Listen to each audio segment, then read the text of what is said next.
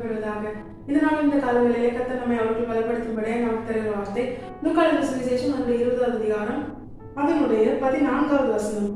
தோட்டக்காரர் அவனை கண்டபோது, இவன் சுதந்திரவாளி, சுதந்திரம் நம்முடையதாகும்படிக்கு இவனை கொல்லுவோம் வாருங்கள் என்று ஒருவரோடொருவர் சொல்லிக்கொண்டு. கர்த்தருடைய பரிசுத்த நாமம் மகிமைப்படுவதாக. இந்த வசனத்தை கொண்டுதான் தேவன் தேவர்களாகி நம்மை இன்று அவர்கள் பலப்படுத்துகிறார். இந்த வசனத்துல ஒரு பிரபல்யமான ஒரு வார்த்தை இருக்கிறது, அதுதான் சுதந்திரவாளி. ஆண்டவராக இயேசு கிறிஸ்து ஒரு உவமை சொல்லும் பொழுது வேத பாரகரும் ஆசாரியர்களும் உணர்ந்து கொள்ளும்படியால் எல்லா ஜனங்களையும் நோக்கி ஆண்டவராக இயேசு கிறிஸ்து இந்த உவமை சொல்லுகிறார். ஒரு தோட்டக்காரன் அவன் வேறொரு இடத்துக்கு போய் அங்க வெகு நாள் இருந்ததுனால தன்னுடைய திராட்சை தோட்டத்தை தோட்டக்காரர் வசத்துல விட்டு கனி காலத்துல கனிகளை கேட்கும்படியால் தனக்குரிய பங்கை கொடுக்கும்படியால் வேலைக்காரர் அனுப்புறான். அவங்க என்ன பண்றாங்க, 3 விசை அனுப்பின பிற்பாடும் அந்த வேலைக்காரரை காயப்படுத்தி வெறுமை அனுப்பிடுறாங்க, கொடுக்க மனசுல அவங்களுக்கு. உடனே அந்த எஜமான் என்ன பண்றான், தன்னுடைய குமாரனுக்கு அவர்கள் பயப்படுவார்கள். ஏன்னா அவன் தான் அந்த ஆஸ்திக்கு அந்த திராட்சை தோட்டத்துக்கு சுதந்திரவாளி, அதனால அவங்க என் குமாரனுக்கு பயப்படுவாங்கன்னு சொல்லி குமாரன் அனுப்புறான். அந்த தோட்டக்காரர் எப்பொழுது அந்த எஜமானுடைய குமாரன் ஆகிய அந்த சுதந்திரவாளியை கண்டார்களோ அவங்க என்ன பண்றாங்க, இவன் தான் சுதந்திரவாளி, இவனை கொண்டுட்டு நம்ம என்ன பண்ணலாம், இந்த சொத்தை நம்ம எடுத்துடலாம்னு சொல்லி அவங்க ஒருவரோடு ஒருவர் பேசிக்கொண்டு அவனுக்கு விரோதமாய் கொலை செய்யும்படியாய் அவனை புறம்பாய் தள்ளி கொண்டு போய் கொலை செய்கிறார்கள். இந்த உவமையை ஆண்டவராக இயேசு கிறிஸ்து தன்னை குறித்து சொல்லுகிறார். இந்த வார்த்தை சுதந்திரவாளி என்கிற வார்த்தை வேதத்தில் பிரபல்யமான இன்னொரு புத்தகம் தான் ரூத். ரூத்தின் சரித்திரத்துல போவாசை பார்த்து ரூத் சொல்ற வார்த்தை தான், நீர் சுதந்திரவாளி, அதனால நான் என்ன பண்றேன், என்னை முழுமையா உங்களுடைய பாதத்தில் அர்ப்பணிக்கிறேன், உங்களுடைய போர்வை என் மேல் விரியும் என்று சொல்லி அவன் என்ன பண்றா, தன்னை அர்ப்பணிக்கிறாள். இந்த 2 சம்பவத்தையும் நீங்க வைத்து தியானித்தீங்கன்னா இந்த 2 சம்பவத்திலுமே அவைக்குரிய அர்த்தமாய் ஆண்டவராக இயேசு கிறிஸ்துவை தான் இது உணர்த்துகிறது. சுதந்திரவாளி என்கிற வார்த்தை ஆண்டவராக இயேசு கிறிஸ்துவை உணர்த்துகிறது. ரூத்தின் சரித்திரத்திலும் போவாஸ் இயேசு கிறிஸ்துவுக்கு நிழலாட்டமாய் சொல்லப்பட்ட ஒரு நபர். சபையாகிய நமக்கு பரம போவாஸ் யாருன்னா ஆண்டவராக இயேசு கிறிஸ்து தான். அதே போல இந்த உவமையிலும் தன்னை குறித்து தான் சுதந்திரவாளி என்று சொல்லி ஆண்டவராக இயேசு கிறிஸ்து சொல்றாரு. இந்த 2 சம்பவத்தையும் வைத்து பார்க்கும் பொழுது ஒரு காரியத்தை தேவன் இந்த நாள்ல தேவ பிள்ளைகளாகிய நம்ம இடத்துல அவரோடு கூட மனவாட்டியா எடுத்துக் கொள்ளப்பட ஆயத்தமாகி கொண்டிருக்கிற சபையாகிய நம்மை பார்த்து ஆண்டவர் சொல்கிறார். ரூத்தின் சரித்திரத்துல சுதந்திரவாளியை கண்ட உடனே, அவரை அறிந்து கொண்ட உடனே, அவரிடத்திலிருந்து தயை பெற்றதை உணர்ந்த உடனே ரூத் தன்னை முழுமையாய் அர்ப்பணித்தாளே. அப்படி நீ இருக்க விரும்புகிறாயா?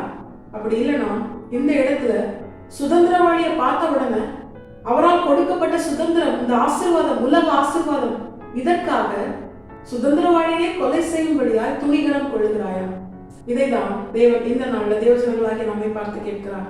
சுதந்திரவாளியை அறிந்து கொண்ட உடனே தன்னை அர்ப்பணித்து அவருடையவளாய் மாற தன்னை ஒப்பு கொடுத்த ரூத் இயேசு கிறிஸ்துவின் வம்ச வரலாறிலே அவருடைய பெயர் இடம்பெறத்தக்கதாய் தேவன் அவளை ஆசீர்வதித்து மேன்மைப்படுத்தினார். ஆனா இந்த இடத்துல சுதந்திரவாளி என்று அறிந்தும் அவரால் தான் இந்த ஆசீர்வாதம் தங்களுக்கு கிடைத்தது என்பதை உணர்ந்தும் அந்த ஆசீர்வாதத்திற்காக சுதந்திரவாளியை கொலை செய்கிற அளவுக்கு துணிகரமான பொல்லாத இருதயமுடைய இந்த வேலைக்காரர்கள், இந்த தோட்டக்காரர்கள் எஜமானால் சங்கரிக்கப்பட்டார்கள். தேவபிள்ளைகளாகிய நமக்கும் அதுதான். நியாயத்தீர்ப்பு நாள் நியமிக்கப்பட்டிருக்கிறது. நியாயத்தீர்ப்பு நாளிலே அவரோடு கூட அவருடைய மனவாட்டியாய் அவருடைய பக்கத்திலே அமர்ந்து நித்தியமாய் ஆளுகை செய்கிற, அவரை துதித்து ஆராதிக்கிற, அவருக்குள்ளே மகிழுகிற மனவாட்டியாய் தேவபிள்ளைகளாகிய நாம் இருக்கும்படியாய் இப்பொழுது நாம் நம்முடைய சுதந்திரவாளியாகி ஆண்டவராக இயேசு கிறிஸ்துவை அறிந்து கொண்ட உடனே அவரை முழுமையாய் பெற்றுக்கொள்ள நாம் நம்மை முழுமையாய் அவருடைய பாதத்தில் அர்ப்பணிக்கிறோமா? இல்லனா அவரால் கொடுக்கப்பட்ட இந்த உலக பிரகாரமான ஆசீர்வாதத்திற்காக அவர் நம்மிடத்தில் எதிர்பார்க்கிற பரிசுத்தமான வாழ்க்கை, தேவனுக்கு பிரியமான வேதத்தில் சொல்லப்பட்ட காரியங்களை செய்கிற, தேவனுக்கு அடுத்த காரியங்கள் இவைகளை செய்யாதபடிக்கு தேவனுக்கு விரோதமாய் அவரை கொலை செய்யத்தக்கதாய் மறுபடியும் மறுதலித்து போகிறோமா?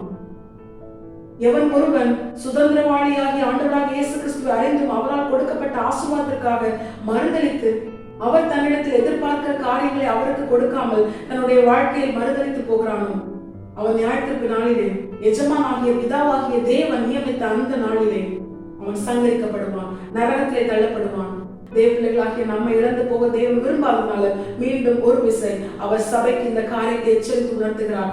சபையே உன் சுதந்திரவாளியை நீ அறிந்து கொண்டார். அவரிடத்துல உன்னை ஒப்பு கொடுக்கும்படியா ரூத்தை போல முழுமையாய் அவள் தன்னை எப்படியெல்லாம் ஆயத்தப்படுத்தினாள் என்று வேதம் சொல்லுகிறது. அவள் குளித்து எண்ணெய் பூசி தன் வஸ்திரங்களை மாற்றிக்கொண்டு ஞானஸ்நானத்தையும் அபிஷேகத்தையும் ரட்சிப்பின் வஸ்திரத்தையும் அது காண்பிக்கிறது. இந்த காரியங்களோடு கூட நாம் நம்மை முழுமையாக சுதந்திரவாளியாகிய நம்மை மீட்டு கொண்ட நம்மை நம்முடைய சொந்த ஜீவனை கொடுத்து மீட்டு கொண்ட சுதந்திரவாளியாகி ஆண்டவராக இயேசு கிறிஸ்துவின் பாதத்திலே நாம் நம்மை முழுமையாக அர்ப்பணிப்போம். நித்திய ஆக்கினைக்கு உட்படாதபடிக்கு அவர் நம்மிடத்தில் எதிர்பார்க்கிற நற்கனிகளை வெளிப்படுத்துவோம்.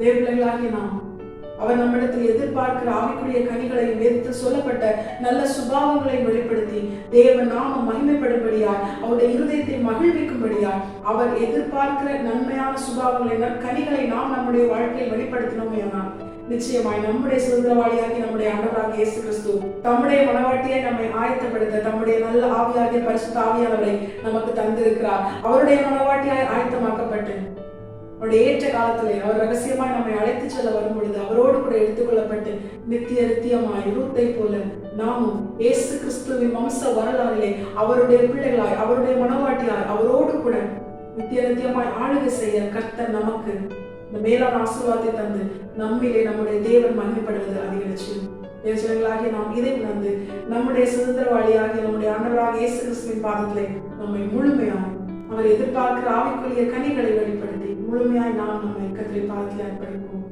தேவன் நம்மை அவருடையவர்களாய் வெளிப்படுத்தி நம்மை சரித்திரமாய் மாற்றுவது அதிக நிச்சயம். கர்த்தர் இந்த வசனத்தை கேட்டு நம் அனைவரையும் ஆசீர்வதித்து வழிநடத்துவாராக. கர்த்தருடைய பரிசுத்த நாமம் மட்டுமே மகிமைப்படுவதாக. மாறானாக இயேசு வருகிறார். ஆயத்தமாம் பிறரை ஆயத்தப்படுத்துவோம். பலன் ஒன்றுமில்லை என்று நான் அறிவேன், அவர் பலனின்